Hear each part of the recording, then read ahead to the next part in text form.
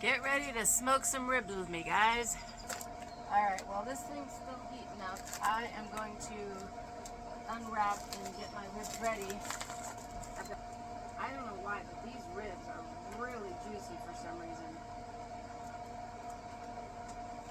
And I haven't even started the cooking process, so hopefully that means they're going to be extra juicy once they get off the smoker.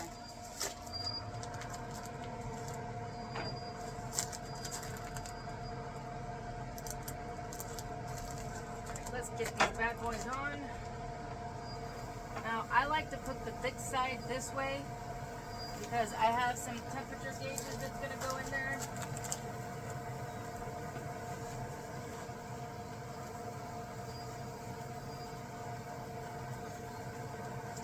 Holy, look at that, guys. So juicy. So, like I said, they are super juicy. I don't know why, but they really are. So I've got, like I said, 2 thermometers here, and what this does is it has Bluetooth, so it connects to my phone. So I just shove them in here, like so, and then that way I don't have to come out all the time to check on them.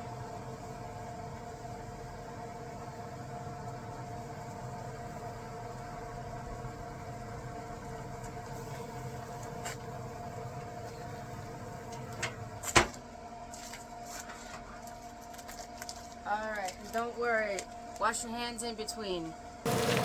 We're about a half hour into our smoking here, and I'm just going to give a spritz with my apple cider vinegar and water. And I'm going to also do a little basting with my homemade barbecue sauce. I like to do, this one's Carolina BBQ sauce. I like to do different kinds, but this one, like I said, is Carolina. So I'm just going to give it a quick basting. Like so.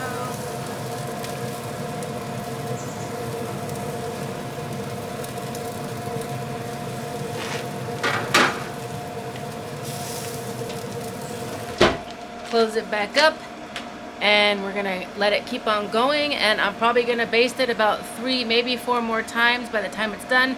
I want it to reach about a temperature of 205.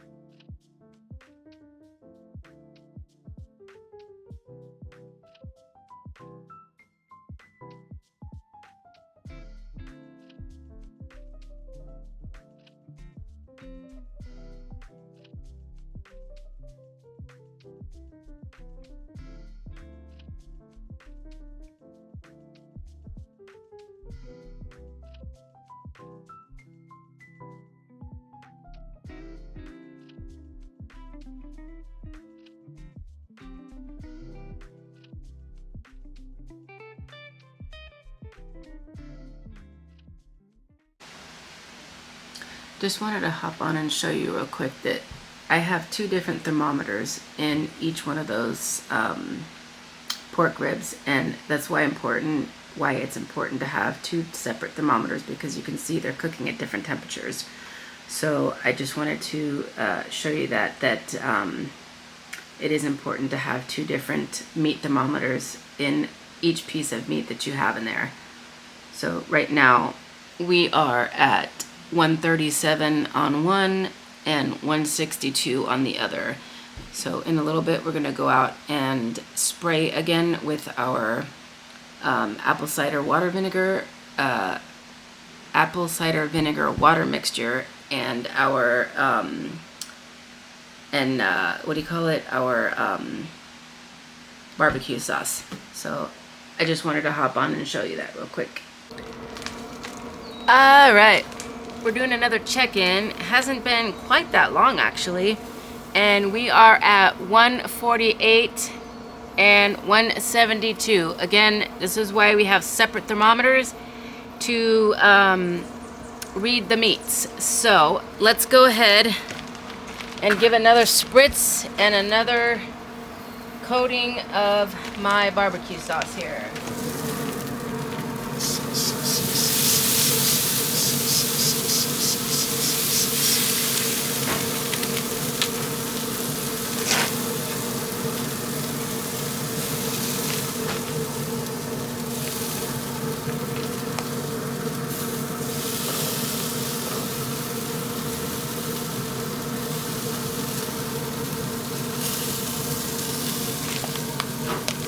I'm going to bring you in for a close-up so you can see how crisp that is right there. And that's going to be so delicious. And this one is taking longer. This is the one that is at 140 something, because it is the bigger piece of meat, and this guy here is a smaller piece, so it's cooking quite a bit faster. So this is probably going to be the one we're having for dinner tonight, and this one we will freeze. I like to cook several pieces and freeze them. The biggest reason why I like to cook multiple pieces at one time, again, is to save on pellets, because if you're cooking just one piece, even if it's just for an hour, you're wasting the pellets, in my opinion. That being said, sometimes I'll cook 3 or even 4 pieces, as much as I can fit on the smoker here. Now you can also grill on this too, but I like to do the smoker part of it. And I freeze these, I cut them in half and then I freeze them. And believe it or not, if you defrost them out overnight and put a little barbecue sauce on them again and put them in the microwave for like a minute and a half, they are still juicy and tender. Or you can put them on a sheet tray and again, put some barbecue sauce and a little bit of the apple cider vinegar water mixture and cover it with aluminum foil and put it at like 200 or maybe 300 for maybe 20 minutes, half an hour. It does take a little bit longer that way, so if you're in a hurry, do it in the microwave. But again, that's why I like to do multiples at one time and freeze them, and then you're not having to, you know, if you want to, you know, something quick for dinner, you can pull it out and throw it in the microwave or throw it in the oven, and one and done. So we're gonna come back, do another little check-in, and we'll do a temp check and we'll see where we're at. All right, we are at 207 with this guy. Let me show you. This guy is nice and crispy, and it's not burnt. I will tell you that right now. It's nice and crispy on the outside and nice and juicy. You see that? Nice and juicy on the inside. So we're gonna pull the thermometer out here.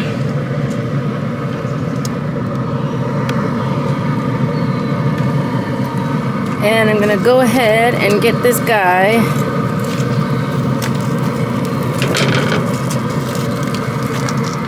on my little tray over here.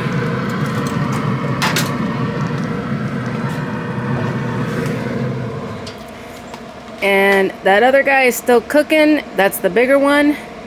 And we're gonna go ahead and get this ready for dinner. I'm gonna take you back inside and let this rest for a few minutes, and we're gonna cut it on up. All right, so this has been resting for about 5 minutes now. We're gonna go ahead and chop it up. Look at that, nice and pink and juicy. Not raw pink, but nice and juicy, tender pink. Let's look at another one. Look at that. It's fall off the bone, nice and juicy. We'll give one a taste in just a minute here.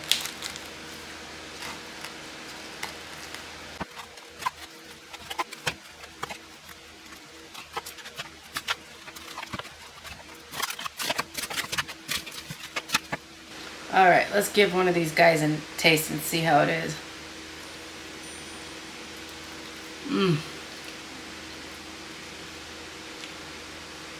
So juicy, so tender. So I guess that so juicy, so tender.